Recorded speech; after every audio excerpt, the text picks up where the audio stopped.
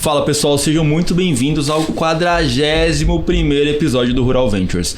O Rural Ventures é um podcast focado no agronegócio que a gente conversa com founders, startups, VCs, CVCs e empresas ligadas ao agronegócio.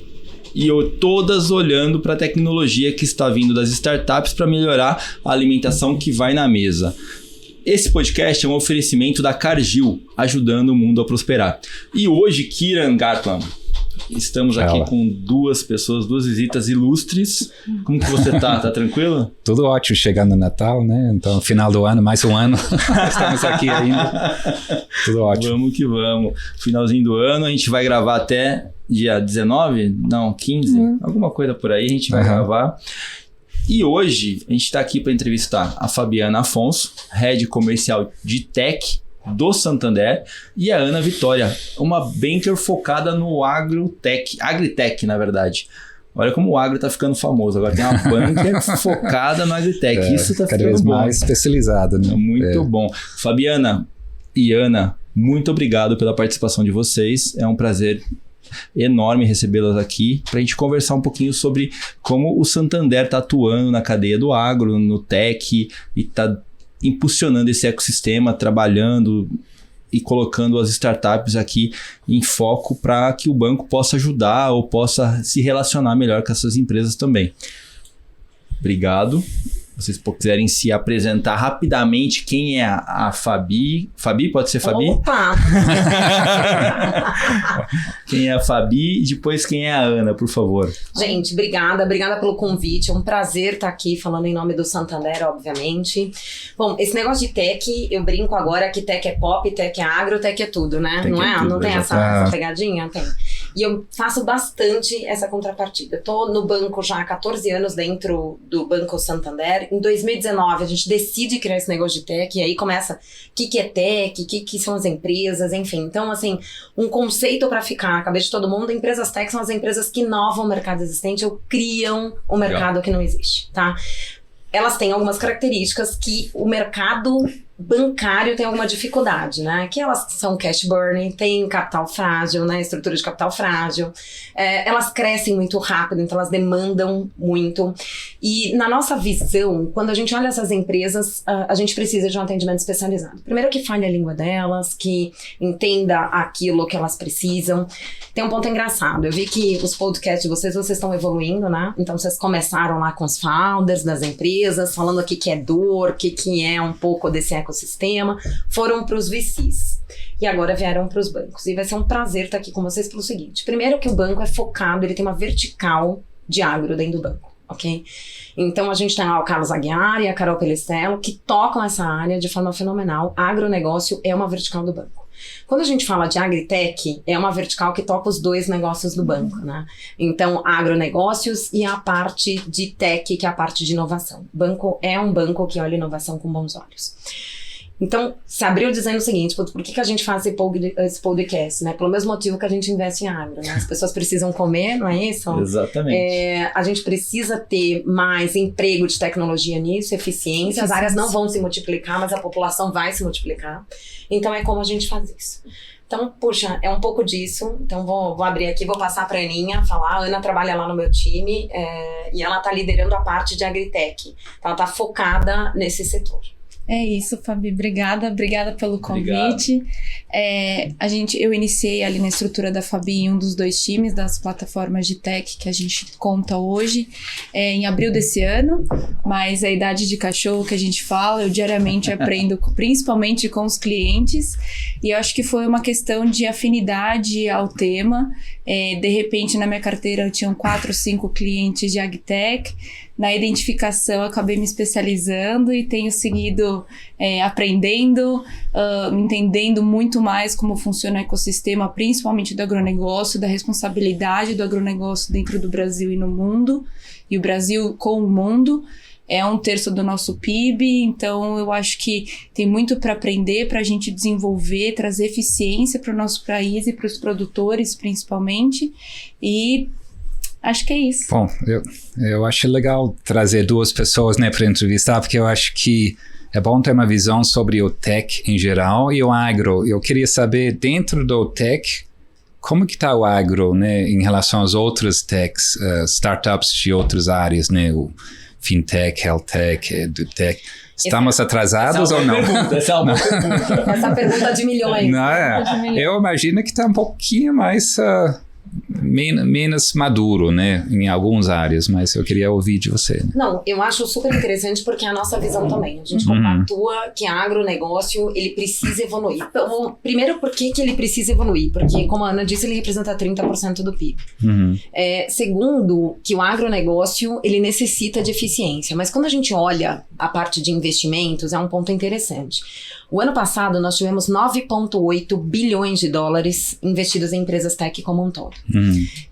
Agri recebeu um pedaço disso, que não representa 10%. Tá? A gente está falando de algo em torno de 100 milhões de reais. Tá? E quando a gente vê isso, o que chama atenção? Né? Chama atenção que os investidores ainda não olham para isso como deveria ser olhado.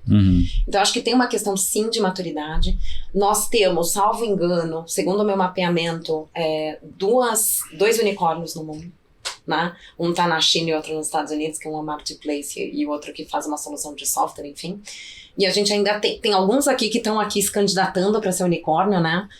Solifintech é um caso desse, que pega um pouco de agricultura de precisão. Mas quando a gente olha o setor, ainda é um setor que não recebe o investimento adequado. Então é um setor que precisa amadurecer. Aí vem aquela pergunta que eu faço em todos os episódios, né? Vamos lá. Por que você acha que não tem unicórnio, tanto unicórnio no agro? Qual que é a dificuldade do mercado de entender? Eu tenho uma visão, eu já compartilhei várias vezes nos episódios passados com todo mundo, mas eu queria entender por que você vê essa dificuldade e essa interpretação de que o agro não chega a ser um unicórnio. Então, eu não acho que não chega. Eu acho que a gente ainda não entendeu a importância disso. Entendi. Eu acho que é um pouco diferente, porque os investidores, eles... Bom, primeiro, qual é o setor que mais se investe? Qual é o setor que você acha que é mais, recebe mais investimento? Em startups? Em startups. Em tech. É o...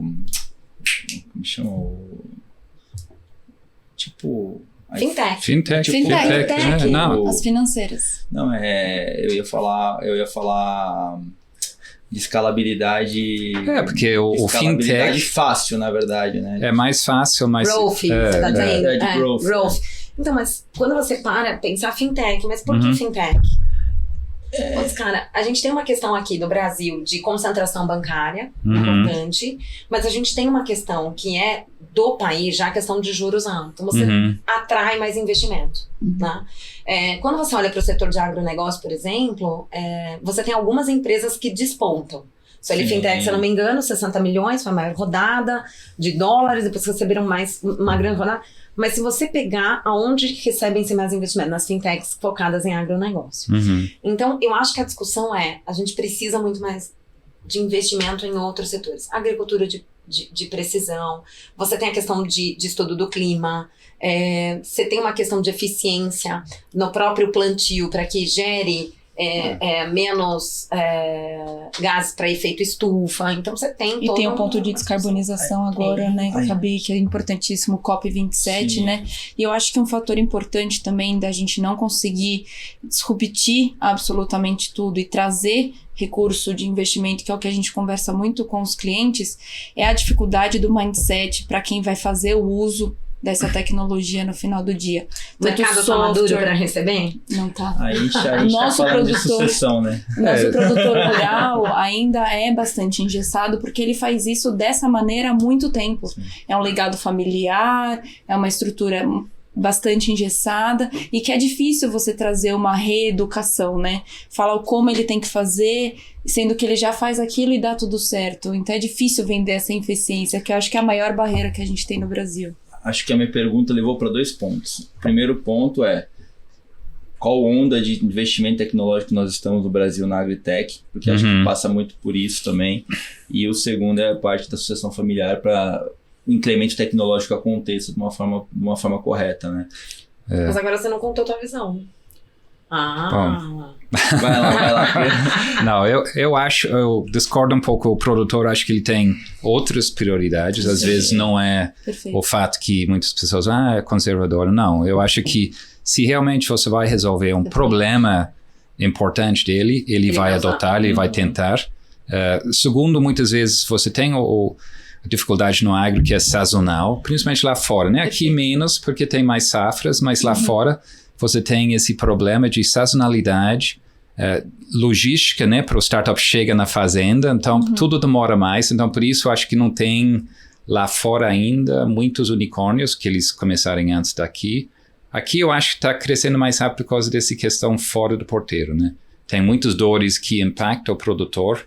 Fintech é insurance tech, todos esses problemas. Eu acho que aqui tem muitos mais dores que são escaláveis, que lá fora não tem, porque o governo ajuda, tem preço mínimo, tem seguro, o produtor está mais seguro, ele não está crescendo no mesmo ritmo, ele não precisa tanto crédito, né? Faz uma safra só. Então, o insumo é mais acessível, ele não tem tanta pressão de praga, de doença, então a agricultura tropical é mais intensiva em termos de capital. A parte tecnológica então, é mais avançada. Aqui o modelo eu acho bem diferente que lá fora e é mais amplo. E por isso eu acho que tem mais chance de ter unicórnios aqui, porque você está olhando não só agronômico, mas também tudo que é macro, logística, tudo essa parte que é... Eu não acho que tem unicórnio, porque as empresas que trabalham no mercado de commodities global, geral, elas estão muito atentas às novidades.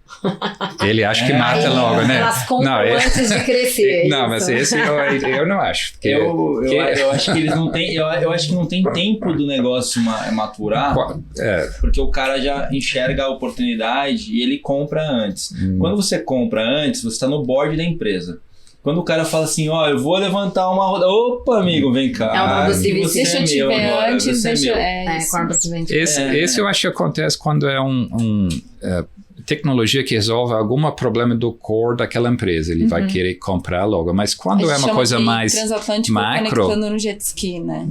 Quando é uma coisa mais macro, ninguém enxerga até tarde demais. Você vê startups que... O cara enxerga e fala assim, cara, esse negócio aqui vai me matar, cara. Eu vou comprar esse cara antes. Não, eu vou te dar um exemplo bom, o Seeds. Né? O Seeds é uma plataforma de fidelidade. Mas o Seeds complementa, ele não mata. Não, exatamente, mas ele não tem nenhum investidor corporate por esse motivo, porque ele não quer que quem vai ser o cliente dele investe, porque aí vai ter conflito. Sim, conflito de interesse. Então, ele tem um modelo que não resolve o problema de uma pessoa, é mais sistêmico. Então, esse cara vai vir... de um cara.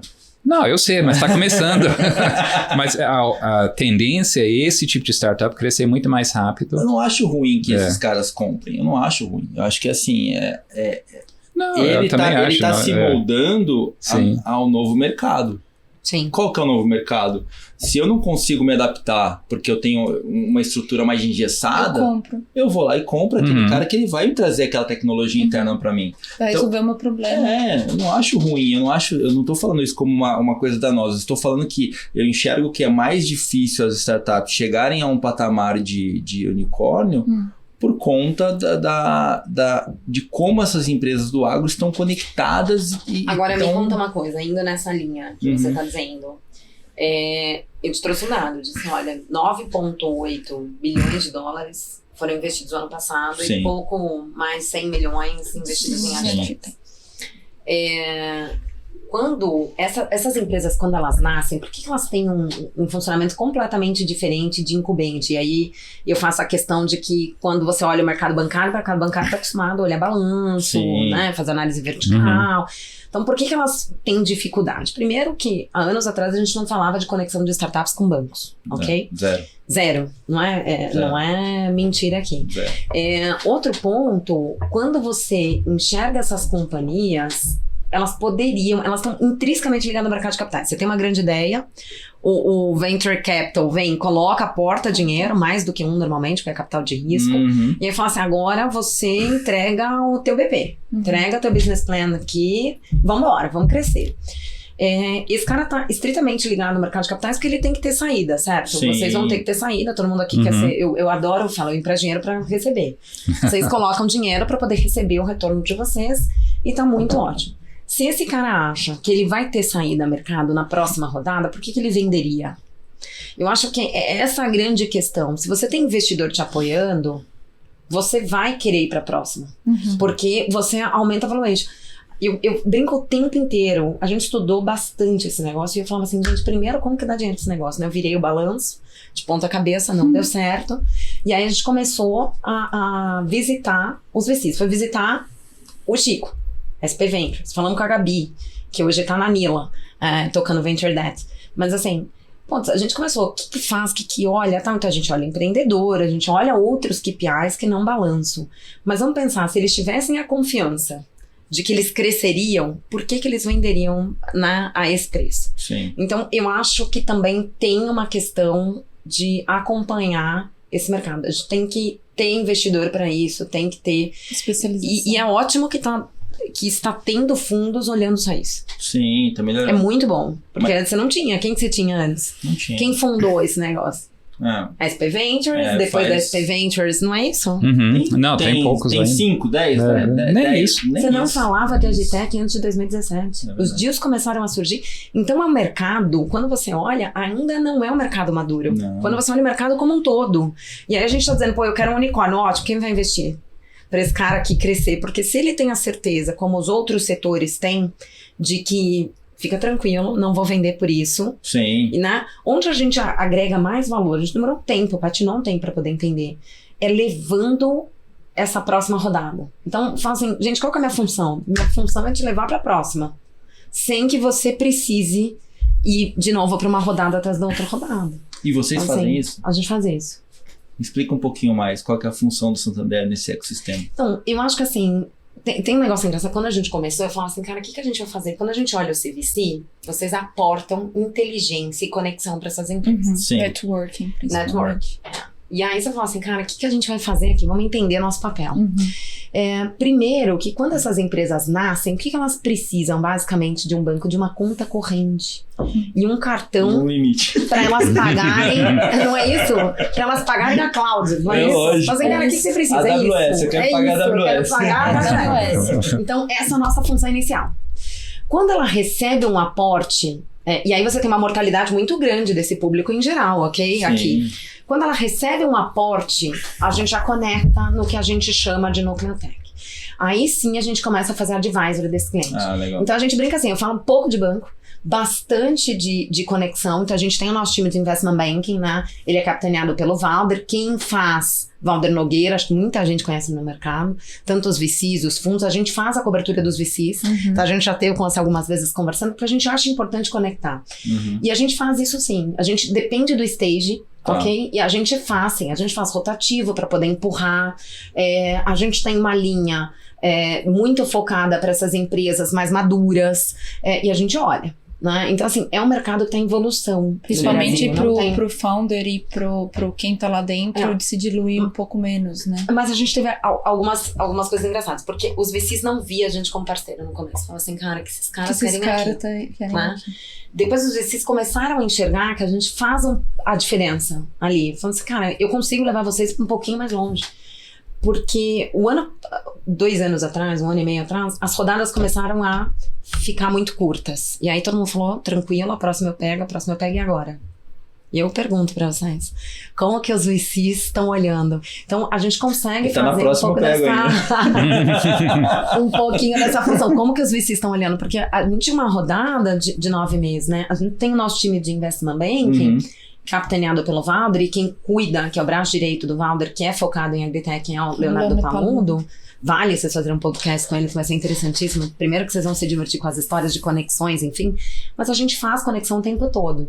A gente faz conexão da startup com o banco pra dentro. Então diz assim, essa pode ser uma solução aqui pra dentro do banco, tá?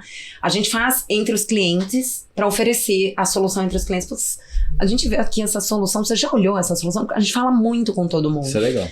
Então a gente conseguiu evoluir pra poder criar essas conexões. Mas a pergunta que não quer calar é como os VCs estão vendo agora as rodadas, porque Né, você que- tem um movimento aqui, ó, de liquidez super apertado.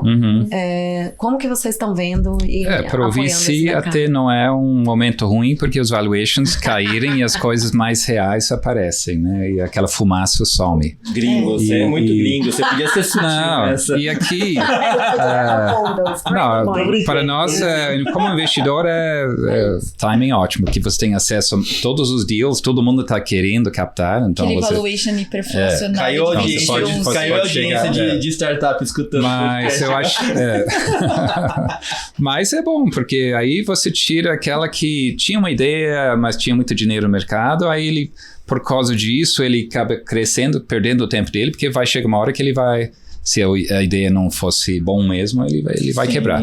Agora, quem realmente tem uma ideia legal vai ser apoiado, né, pelo dinheiro e vai crescer e não vai ter tanta fumaça. Eu acho que morre mais rápido é melhor do que uma vida mais prolongada com dinheiro falso, né? Até pro founder, né? Mais fácil. Não, mas estou falando para o founder mesmo, para, né? A gente estava vendo aqui o relatório do Radar AgTech. Fail fast, Da né, Distrito, em inglês. né? Então, tipo, da Distrito, né? E aí eu estava até mostrando para elas antes de começar o programa a quantidade de startup que está iniciando a trajetória, né? Então tá muito no começo, então tá muito embrionário. Então isso traz uma oportunidade pra gente. Que, São olha, 316 somente no Brasil hoje, sendo que as 120 surgiram nos últimos 2 anos. É muito novo, É né? muito novo. Muita coisa no Covid também. Eu acho que mudou um pouco o perfil, né? Aquela pessoal que estava no mercado, aí trabalhando em casa, aí começou a empreender porque, né, tinha ideias e tempo para desenvolver lá em casa, e eu acho que esse é bom. É o mercado. O que você tem visto de tendência? Desculpa te interromper, Fernando. Não. Kiran, o que você tem visto de tendência para ver se tá no mismatch lá do banco também? Tendência de quê? De tecnologia. O que você tem visto de... Para mim, tudo começa com fintech. Eu sempre falo isso, que o fintech é a porta de entrada para o produtor, porque ele sempre vai precisar de dinheiro, crédito. Kiran tem uma frase famosíssima. Aquela produtor no vermelho não pensa no verde, mas essa é outra história.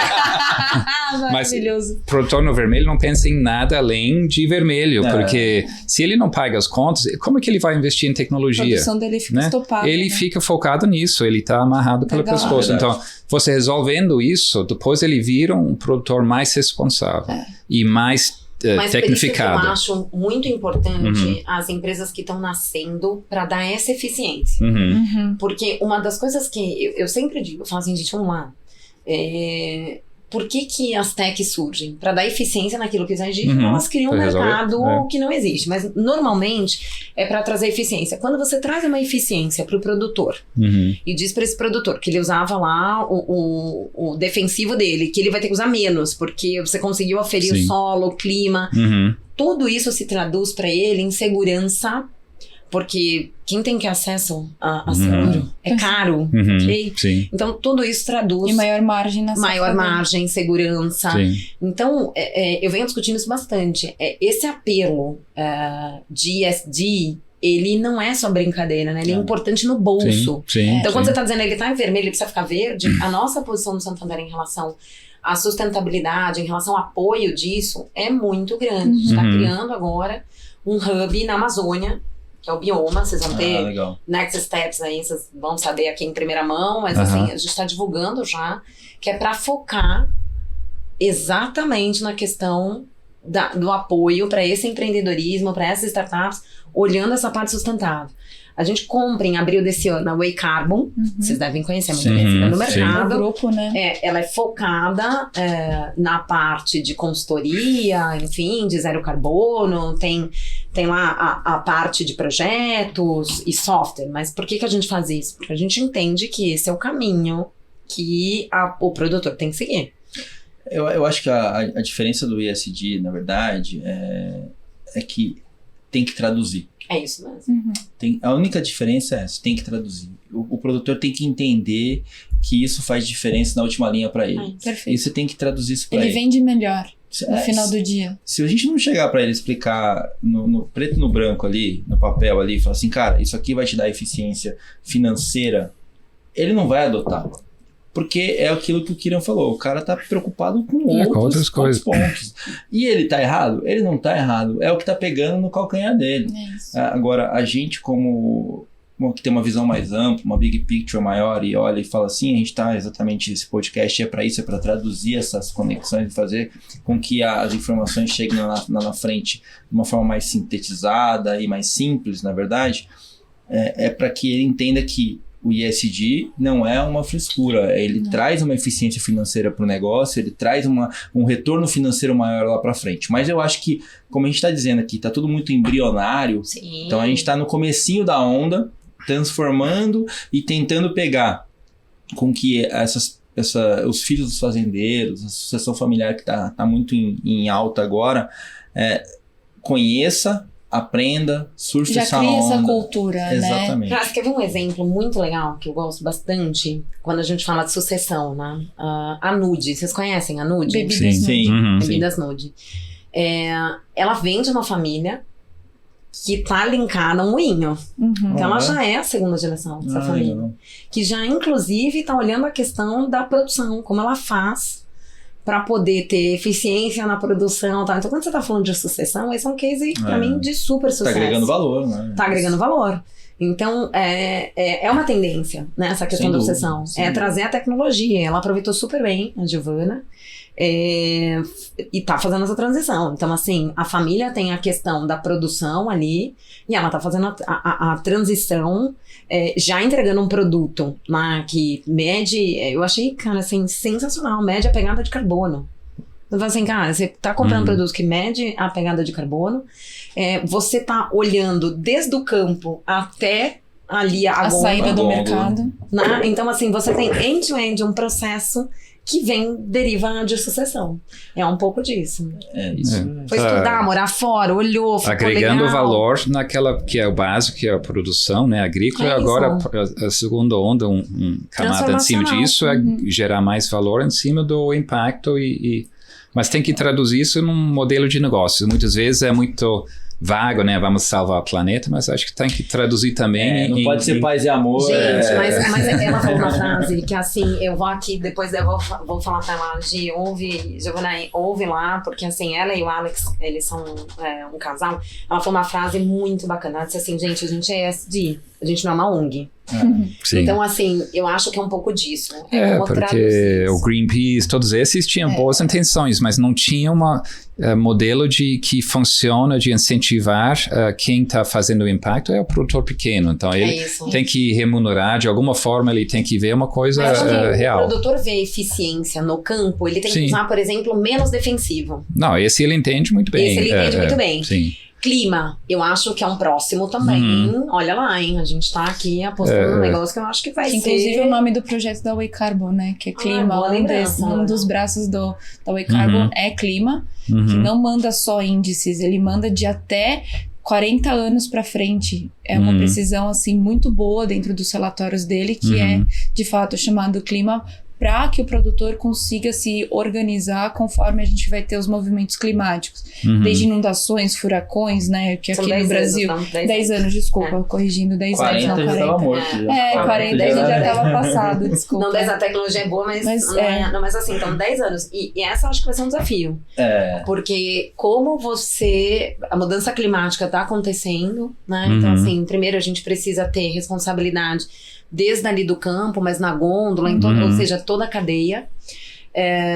Mas como que você mede isso? Como que você mostra para o produtor que, olha, isso vai te afetar se a gente não trabalhar? E eu acho que também, acrescentando da Nude, muito legal, que ela vem a ensinar o mercado como fazer diferente, sendo ESG, tendo receita da maneira como se deve e tendo uma pegada de carbono muito mais mitigada. Eu acho que dá para coexistir com os players atuantes e ela vem ensinar como fazer diferente com menos recurso e realmente sendo eficiente. Eu acho que isso que é bacana. E dentro do ecossistema do Santander, voltando para a conexão com as startups, vocês têm outras frentes que vocês atuam, como se fosse uma conexão de hub, ou é global? Como que funciona? Explica um pouquinho pra mim. Vou contar pra vocês, assim, que a gente tá em constante transformação. Sim. Né? Brinco que eu tenho uma startup. Mas assim, basicamente, a gente tem o Lab 033. Tá. Né? O Lab, ele faz toda a parte de inovação aberta no banco. Tá. Né? Então, assim, quem faz lá, quem é o headline é o Tomás Mariotto e a Natália Brito. Super importante, nós somos eleitos aí um dos melhores empresas, uma das melhores empresas abertas à tecnologia. Tá? Então, Esse assim, aqui no Brasil. Aqui no Brasil. De Open Innovation. De Open Innovation. Então, assim, poxa, um super trabalho Legal. deles lá. A gente conecta realmente com as startups, nós somos reconhecidos por isso. Recebemos um prêmio agora recente. Parabéns, Nath e Tomás, aí, que estão fazendo um excelente trabalho e todo o time do Lab. Parabéns, venham aqui falar com a gente. Exatamente, isso. O Tomás e a Nath são ótimos, assim, eles estão bastante tempo nisso. E aí, qual é a nossa ideia aqui, tá? A gente não começa no Lab, a gente começa na universidade. Porque nós temos lá uma estrutura que é uma vertical de universidades. Então, nós temos o Santander X, que o Santander X, ele acompanha esse estudante de toda a jornada. Com o quê? Com toda a parte de hackathon, a parte de projeto, a parte de... Toda essa parte de games, de gamificação, enfim, é o Santander X. Então, a gente apoia as universidades no emprego de tecnologia, inclusive os estudantes. Aí você segue para o Lab. Agora a gente está colocando o bioma, ou seja, se você está lá na região da Amazônia, você pode utilizar lá o bioma. O Léo, que está responsável por isso, deve sair alguma coisa por esses dias. Isso Legal. É um recente, um projeto. Você tem agora a parte das empresas tech, que somos nós que fazemos a cobertura, então é meu time. Nós fazemos a cobertura todo o Brasil, liderado aqui por mim, mas tem um time lá de 16 pessoas olhando isso. E aí você tem o Investment Bank acompanhando toda essa jornada, porque eu acho hiper importante, porque desde o início esse cara tem e tá dentro do mercado de capitais. Você tem o time de DCM. Isso quando você olha Brasil. E aí esse cliente vai crescendo e vai seguindo por todos esses hubs. Quando a gente olha a parte de mundo, nós temos... foi criado agora o Digital Solutions Group, que é liderado por um português que chama João Simão. É uma liderança global para olhar, de fato, comercialmente essas empresas tech no mundo, ok? Então, cada país vai ter sua unidade, está se organizando para isso. E nós temos lá, assim como nós temos o Lab 033... nós temos a parte, nós estamos criando o Fintech Station. Criando não, porque ela já está lá já há algum tempo. A Fintech Station mais conectado. E teremos novidades, né?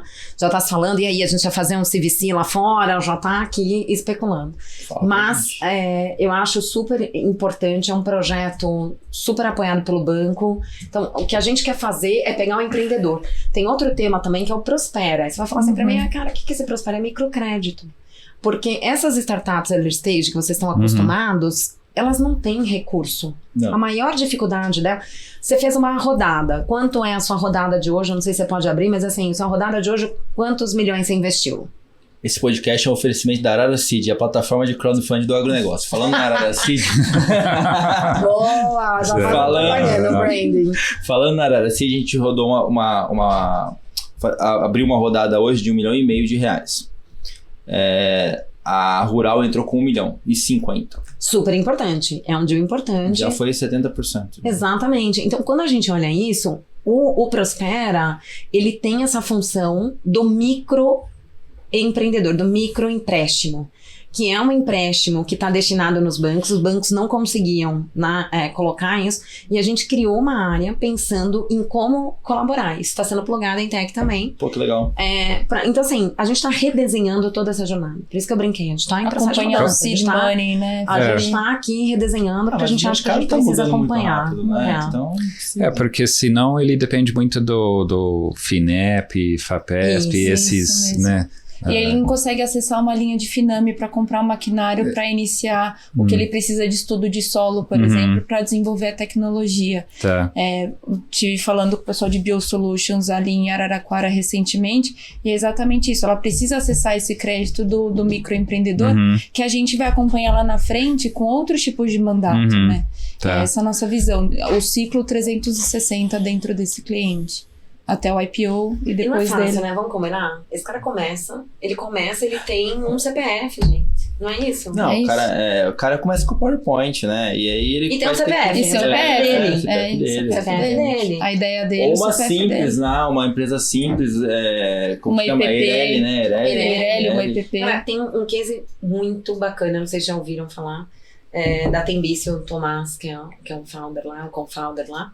Conhece? E aí ele diz o seguinte... Ah, não, tem bicha da bike Sim, da... sim, da mas, bike. E aí ele disse assim, gente, eu tive que usar meu cheque especial uma vez. Quando ele contou isso, a gente rachou de lado, mas você imagina que foi isso que fez que ele desse o pontapé. Esse é comum lá fora, onde os juros é quase zero, né? Mas eles usam muito cartão de crédito, mas ele aqui disse assim, chegou uma hora, difícil. gente, pega a história deles, assim, e assim... O benchmark na XP, né? Também tem Assim são os essa- empreendedores. Todos nós sócios da XP. E assim são os empreendedores, gente. Então, assim, o que é difícil quando você olha a tech? É o que você vai fazer depois. Sim.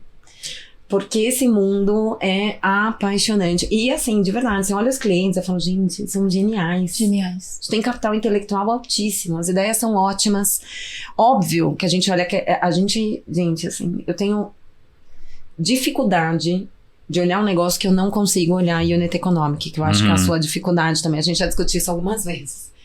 É a história da fumaça. Então, assim, olhar em unit economic é super importante. É que o mercado acordou aí pra isso agora, né? Ele tava numa febre muito grande de investimento em eu não acho nem fumaça, é espuma, né? Uma espuma muito grande, né? Mas acho que Eufória. o mercado acho que acordou e agora... Separando o joio do trigo, né? E é importante, isso que o Kieran falou, a gente trabalha no mercado que de 100, 90 se vão. É isso. E aí, é natural, mas acho que tem um pouco também do que o Kieran falou no começo ali, que assim, a qualidade do founder vem melhorado de tempos em tempos por conta desse movimento do mercado. A peneira tá trabalhando ali, ela vai refinando. Cada né? vez mais criando equipes mais sólidas, Seniors né? mais Porque sólidos. se você olha a universidade, por isso o VC não olha muito para as universidades, porque você tem pessoas lá com muitas ideias, mas com pouca experiência de mercado para resolver problemas que existem e poucos contatos no mercado para abrir portas e comercial. Segundo, o cara que vem do mercado, ele tem recursos próprios, né? Um pouco maior do que um cara que está saindo da faculdade, que depende de empréstimos. Então, ele tem um pouco mais de fôlego e experiência e contatos, e esse tudo é importante. Então, infelizmente, quem está saindo da faculdade, ele pode até ser bom em algumas áreas, por exemplo, o gaming, que ele já tem conhecimento, o B2C, consumer driven, mas quando é uma coisa técnica que nem o agro, que é um mercado complexo, dificilmente alguém vai sair da faculdade com alguma tecnologia e poder escalar isso, porque ele não tem esse canal, experiência, fôlego próprio, né, o cash flow que ele vai precisar. Networking também. Networking é muito importante. Né? Mas então, eu acho que é por isso que é legal esses desafios. Que, assim, eles ficaram um pouco apagados, acho que durante a pandemia. ou se juntar com alguém do mercado. Eu acho que quando a gente vê isso, um cara que veio do mercado, se junta com um moleque lá da faculdade, juntar, aí ele tem que um cara... vem do mercado brasileiro, né? Sim, porque o nosso agro é muito único, né? Exatamente. E tem que ter esses contatos, né? Pra gente tem que ter o networking. Ele falou, vem uma galera lá de fora que conhece a África, conhece a Austrália, não funciona. E vem querer fazer agronegócio no Brasil. Você fala, é muito único. vamos aqui, bater então, do Piapoca Chuí, aí a gente vai ver se você consegue fazer. A gente foi pra Santo Luís, lá tem, os caras só tem... Lá eles têm muito tecnologia, mas a gente tem aqui problema, e para você conhecer o problema, e o você tem pessoal, que... Eles têm tecnologia, mas o que a gente tem aqui é problema. Eles inventam Israel. Eles têm muita tecnologia, mas não tem mercado nem problema para resolver. Então, para eles vir para cá, eu acho muito difícil. E acho que a criatividade também do brasileiro e resiliência, é sensacional, né? hein? O brasileiro é muito resiliente, né? Sim, eu acho que tem muito mais oportunidade aqui, apesar das dificuldades, né, que a gente fala de dinheiro, acesso, mas tudo isso cria resiliência, né? Ele filtra, né, um pouco. Isso é oportunidade. O cara que passar por todas essas dificuldades... É um teste, né? Mas eu acho... A gente vive numa sequência, né? Vamos lá, pandemia. Sim. 2 anos. 2 anos de pandemia ali. Esse até ajudou, porque virou mais... todo mundo aceita o virtual, né? Engajamento virtual que antes tinha que ir lá olhar no olho, né, do produtor, apertar a mão. E esse negócio de, Covid não dá para visitar. Então, a gente tinha, primeira vez... Ele não fechava negócio startups nenhum. Fechando negócios de uma forma virtual, de outros países que... antes do Covid era inédito, né? Impossível. Né? A gente usava pouca videoconferência. Hoje facilita. Você fala com gente do mundo inteiro. Do mundo inteiro. Sim. Você não precisa estar mais num país. Uhum. E essa conexão é importante, né? E talento, né? Você tem talento em qualquer lugar. Você não precisa mais ter pessoas lá no escritório, todo mundo no mesmo lugar. Tá aí a grande oportunidade, eu acho que a importância também das hubs, né? Que a gente tava falando da AgTech Station. Que, sim. Né, se conectou agora com a Facilita, né? Ter equipes e ajuda a remotas, filtrar também, né? Ajuda a filtrar as oportunidades. A gente acaba tendo um acesso muito mais fácil do que está acontecendo no mercado. Quem que a gente vai olhar, quais são as próximas ondas e movimentos. Mas eu tava brincando com vocês antes da gente começar aqui, que eu acho que ainda falta, porque gente para poder ajudar essa estruturação das startups. Porque elas nascem de uma grande ideia, de um gênio, aí elas recebem um investidor, né, que são os venture capitals ou bootstrap, enfim. E quem organiza tudo isso, né? Eu acho vou até fazer um jabazinho de um outro podcast que eu escutei aqui, de graça ainda. Depois você cobra o brand. Que é o The Shift, que quem faz é a Cris de Luca e a Silvia Bassi. E eu escutei ontem indo para Ribeirão Preto, que é a jornada legal das startups. Que legal. E eu acho que assim, a gente é um país burocrático. E a gente tem que começar pela burocracia, quando a gente quer montar uma startup ou qualquer coisa. Bem moroso. E nesse episódio desse podcast, o advogado, que é o João, ele criou uma mandala com 88 contratos que você tem que fazer para ter uma startup. Então, assim, eu achei sensacional por conta disso que você comentou.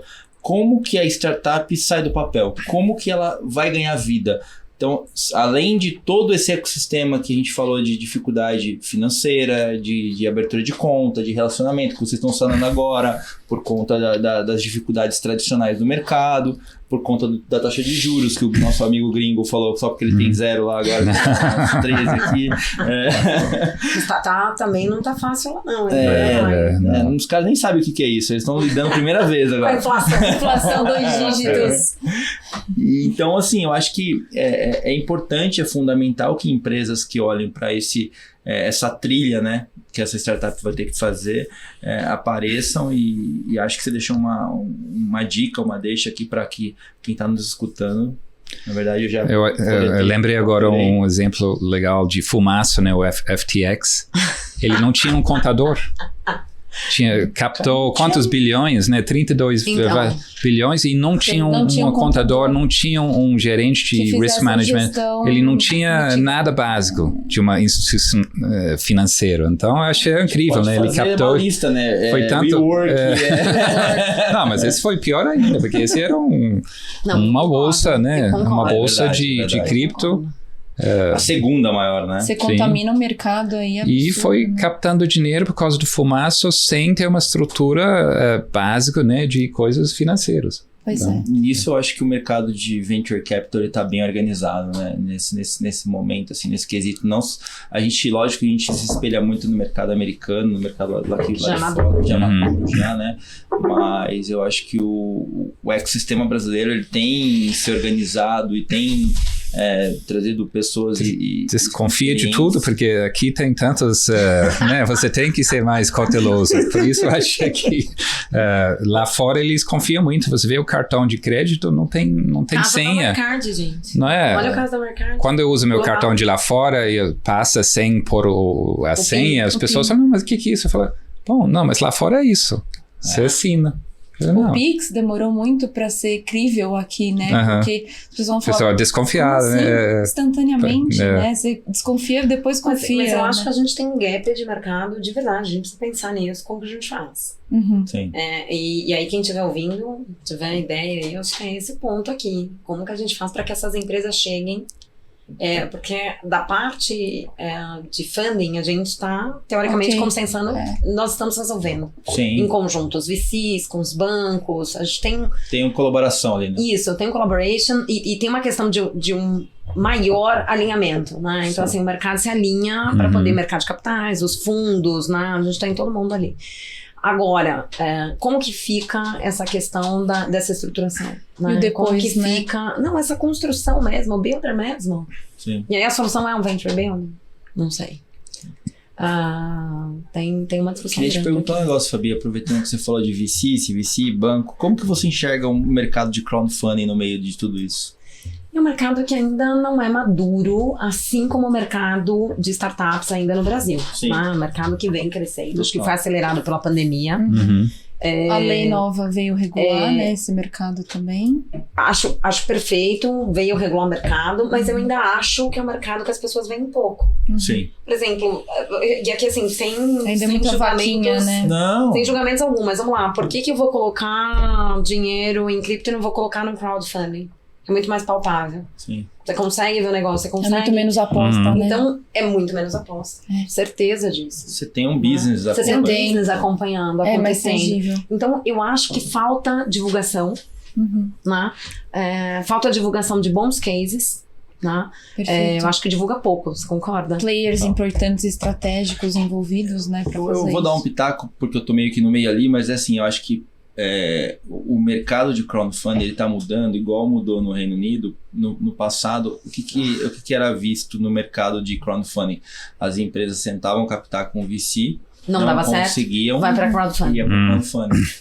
Isso a gente tá mudando esse Second estereótipo. layer, né? A gente tá mudando esse estereótipo porque assim, a gente tá levando empresas que são break-vadas para fazer essa captação agora.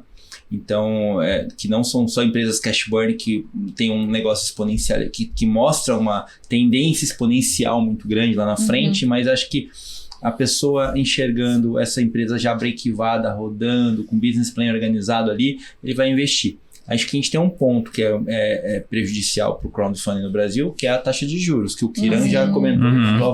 Tem concorrência Mas é natural. assim com renda fixa, né? É natural. Agora, eu concordo contigo que falta uma divulgação maior. Eu acho. Eu acho que a 588, que a Ana comentou, ela ajudou muito. Ajudou muito. Eu acho que vem um segundo passo que eu enxergo como positivo para o mercado, se o mercado caminhar para isso, que é a conexão e interseção entre as plataformas. Sim. Porque aí você tem um acesso muito maior e mais amplo para o negócio. Então, por exemplo, se uma plataforma de crowdfunding quiser se conectar ao Santander, como que isso funciona hoje, entendeu? Então, eu entendo que o trabalho da plataforma de crowdfunding é filtrar quem vai entrar, mas por que não mostrar isso para o Santander, mostrar isso para outras instituições financeiras? Exatamente, deveria mostrar para quem distribui, né? Exatamente. Para quem tá lá e para quem distribui. Eu penso a mesma coisa. Mas ainda acho que a gente deve caminhar. Aqui no Brasil, obviamente, você tem a questão de taxa de juros que... Vamos lá, os fundos também, né? Super tranquilos, porque eles estão, de certa maneira, eu não acho... Quando me perguntam, mas qual que você acha que é o problema? Eu falo assim, não, gente, eles estão capitalizados, os fundos têm dinheiro para colocar. A questão é que eles estão esperando a descer mais a valuation e outra, eles estão aplicados a uma taxa que dá um retorno para eles equivalente ao que eles precisam, né?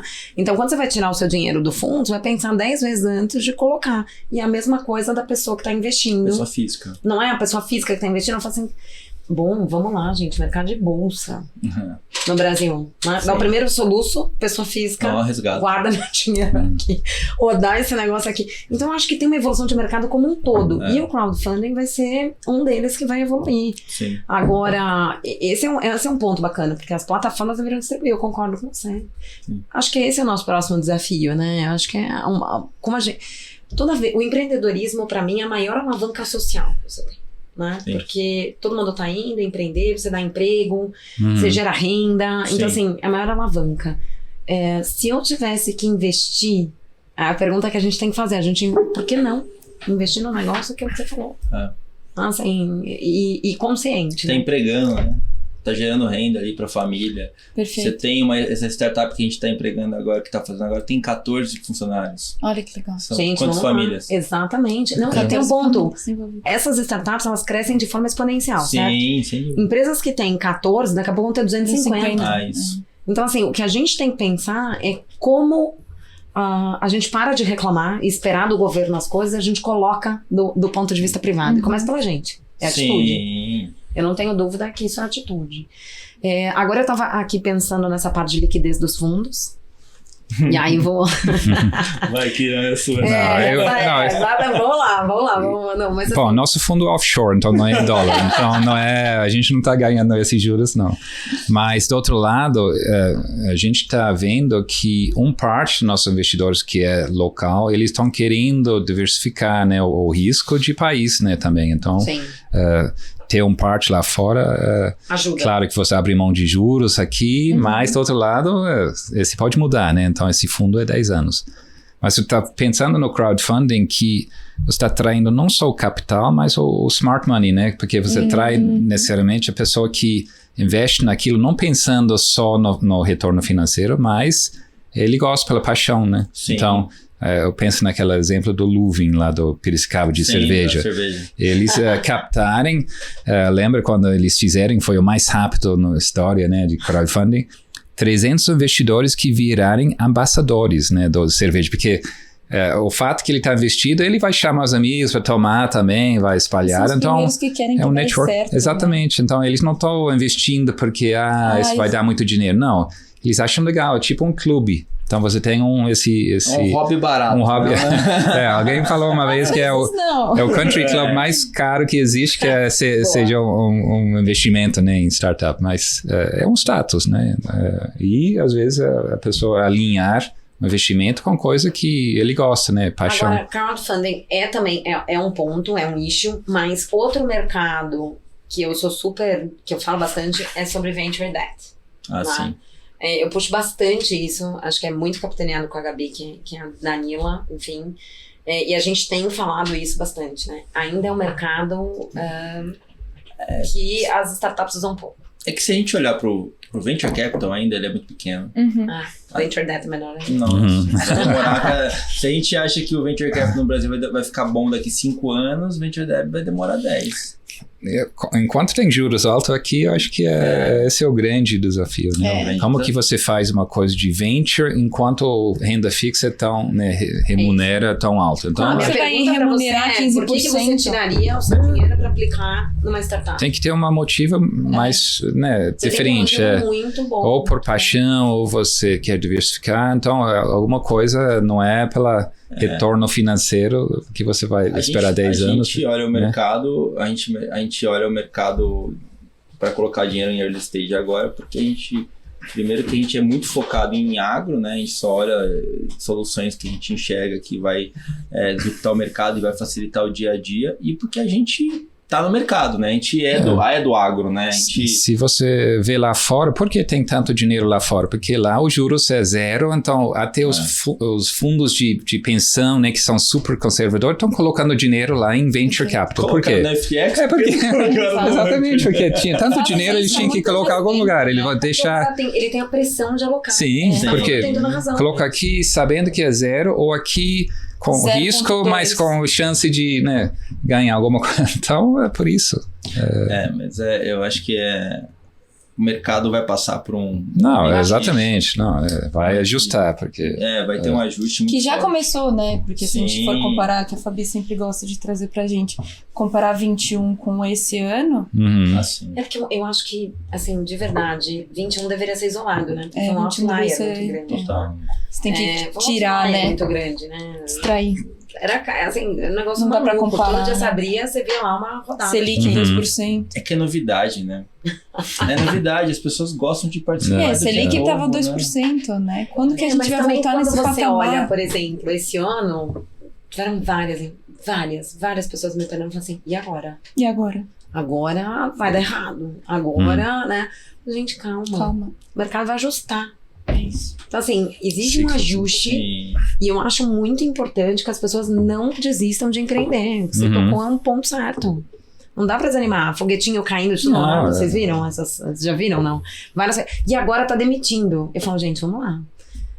Quando você tem que ajustar, e essas empresas normalmente são infladas na parte de pessoas, onde você mexe? Qual que é o meu custo maior? Não tem outro jeito. Então não são só as techs que estão demitindo. Eu não tô falando isso porque eu tô aqui com a bandeira levantada, porque eu sou apaixonada pelas techs. Não, eu sou apaixonada, mas não porque eu tô aí levantando. Porque qualquer empresa vai cortar a parte de custo de pessoas. Agora eu vou tocar num ponto que eu acho que é meio tênue, porque assim, a gente vai pra fora, tal, você vê a galera lá fora na Apple. Pô, o cara tem aula de yoga no meio do dia, o cara tem cafezinho, Golfe, buraco, o cara tem golfe. Aí você vai pegar e falar assim, cara, esse cara tá rendendo tudo que ele precisa? Não sei. Que e aí eu vou perguntar pra vocês, porque isso me remeteu a tudo o que o Elon Musk tá fazendo agora no Twitter. Porque eu acho que ele tá muito nessa linha, e eu sinceramente até publiquei na minha lista de transmissão do WhatsApp esses dias falando, eu não sei se ele tem razão de estar atuando dessa forma, porque ele tem que atuar dessa forma com empresas que são menores. Com empresas muito grandes, a empresa já tem uma cultura formada, já tem um modelo de negócio trabalhando, já está dando resultado. Uhum. Pode ser que aquela empresa na frente tenha que pivotar porque o modelo de negócio mudou? Sim.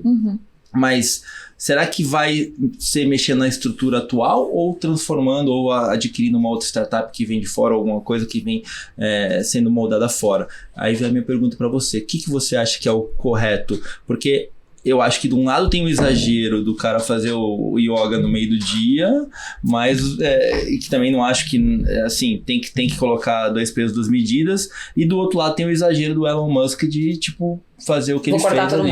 Exatamente. Levar uma pia.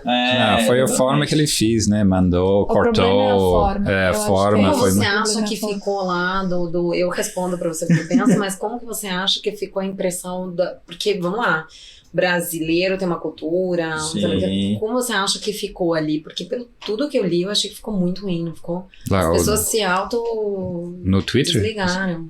Assim, hoje ele comprou briga com a Apple também, que tirou tudo os anúncios, né? Vão cobrar o app também na loja do Apple. Então acho que ele tá comprando briga com todo mundo e não sei qual a ideia dele. Assim, né? Mas assim, te respondendo, eu acho que tudo tem que ter meio termo. Sim. A gente tem uma geração que tá vindo que ela não quer ter nada, né? Por isso que as startups de sharing estão bombando. Ninguém quer ter nada. Perguntar pra minha filha, você quer ter uma bola? Não, bola não. Dá pra dividir com alguém? Se der pra dividir com alguém... Dá pra alugar sua molinha?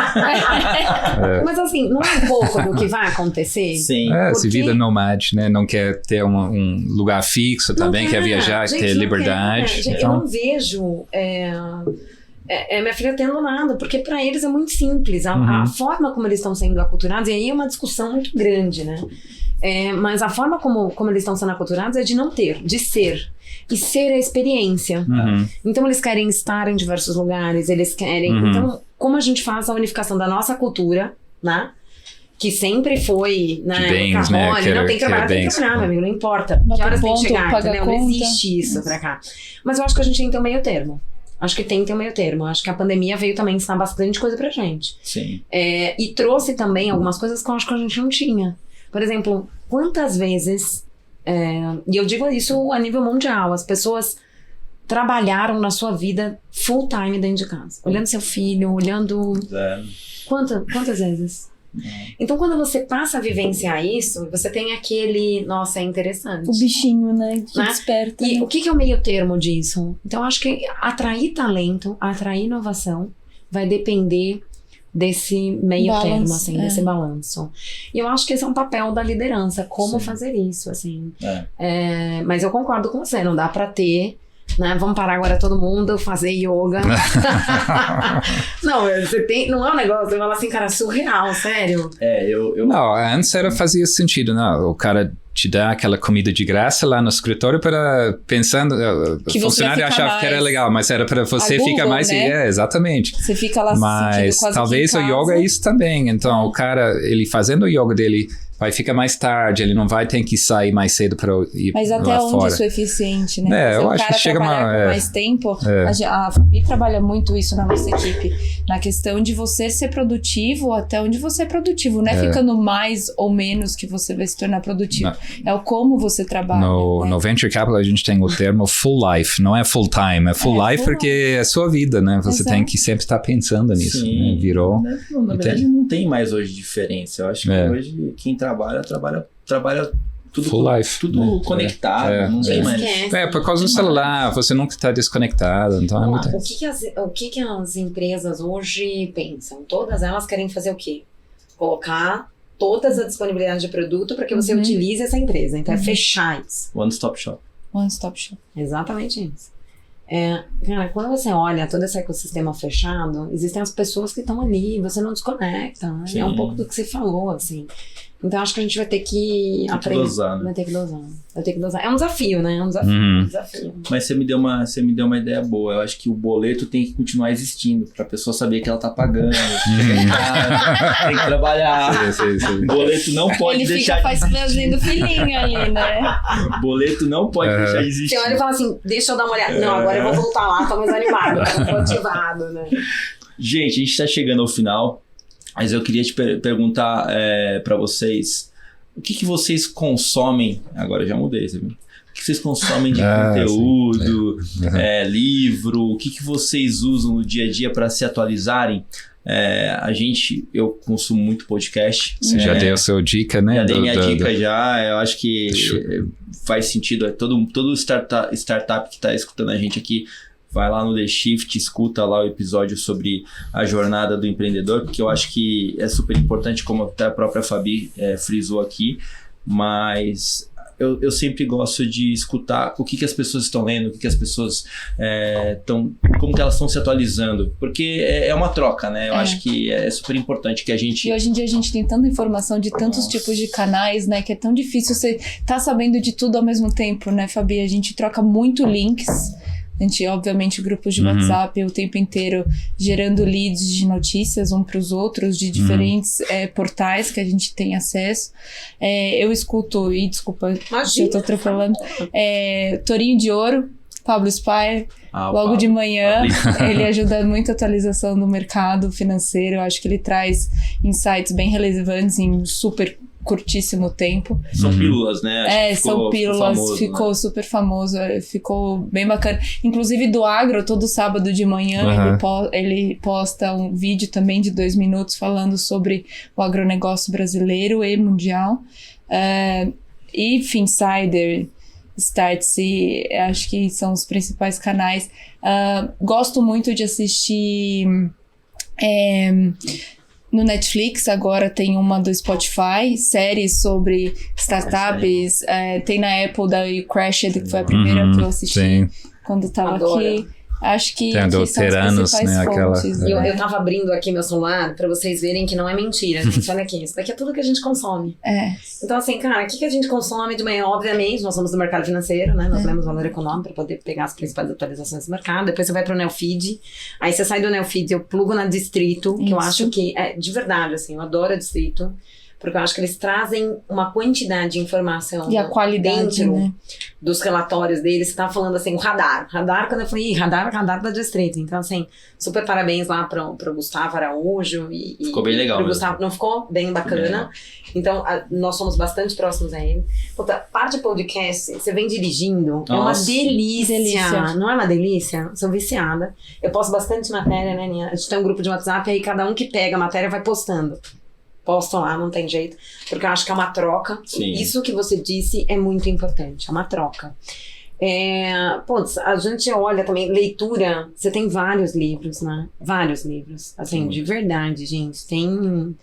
Olha, sem brincadeira, desde que eu comecei a tocar esse negócio de tech, eu já li mais de 12 livros, seguramente falando, sobre inovação, muito conteúdo, né? A parte de exponencial, ideias exponenciais. Tem a questão do Jeff Bezos lá, a questão gente, organizações exponenciais. Você tem uma quantidade de livro grande. Eu acho que alguns são bíblias. Sim. A gente pode deixar depois até os links, assim, que eu não tenho aqui de cabeça. Mas alguns são, assim, bíblias, né? Para inovação. Tem alguns que são muito bons. Mas eu acho que é bastante leitura, ouvir bastante. Para quem não tem tempo de ler, ouve. Tem muito podcast com boa qualidade. Eu vou fazer um textinho, botar no LinkedIn com todos os podcasts que eu escuto pra galera. Que legal. Eu acho muito legal, porque aí com certeza. A galera vai, a gente coloca os livros, depois eu mando. Vamos fazer um ranking, né, dos livros. Sim. E vamos fazer uma votação. Eu acho que dá pra fazer uma votação, porque tem livros muito legais. legais. Eu fui chamado no último podcast que o cara não consumo mais livro. Não lê mais livros. Sério? É difícil ter tempo, como né? assim, cara? Não, livro essencial, Mas tem muito livro bacana. Tem muito livro. Tem. Tem muito livro bom. Tem muito livro bacana. Então, Tem acho umas que a gente indicações também do tem um curso. conteúdo riquíssimo. Assim, aqui no Brasil, fora, né? Sim.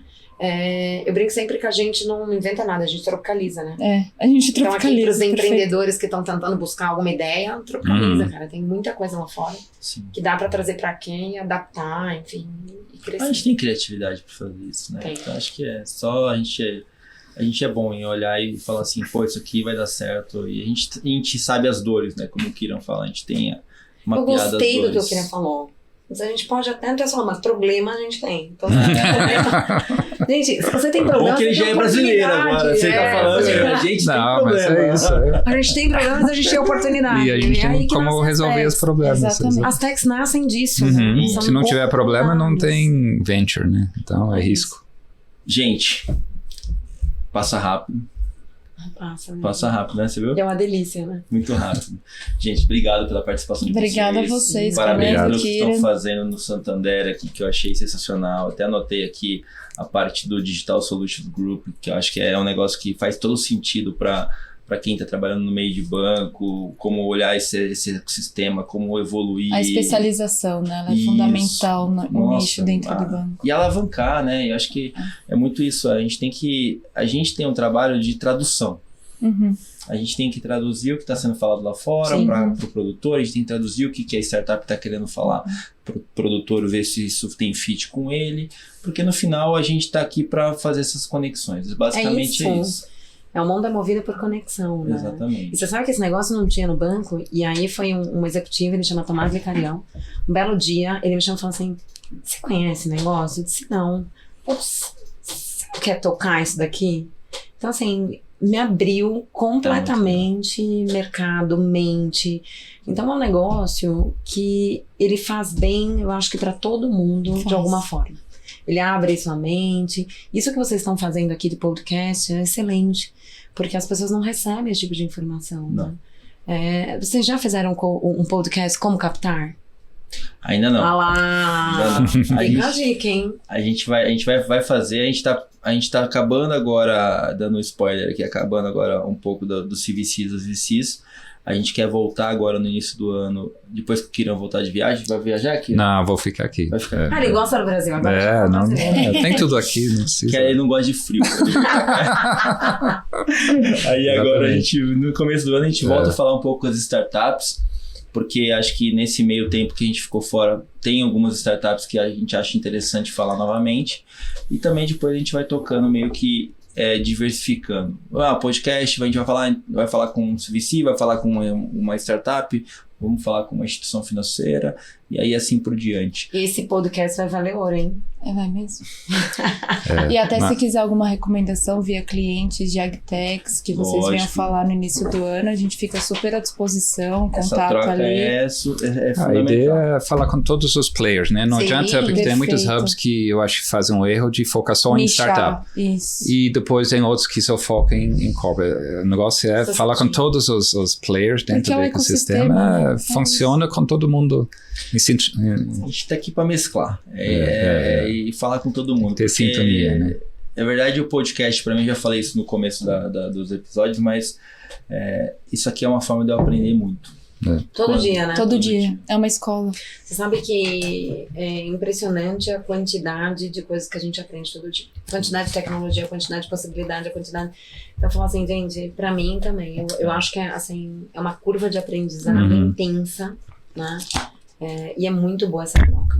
Aí conectar com as pessoas, né? A gente então toda semana a gente conhece uma pessoa nova, a gente sabe a história dela, então acho que é super importante pra gente. Gente, muito obrigado pela participação de vocês. Obrigado. Pessoal, muito obrigado por participar do nosso episódio do Rural Ventures. Gostaria de agradecer aos nossos ouvintes e amigos. E também aproveito esse momento para que nos siga no Instagram, rural.ventures. E lá no YouTube, bmc.news, né, Lê? Toda quinta-feira, 7h45 da manhã. Valeu, gente. Até a próxima. Muito obrigado.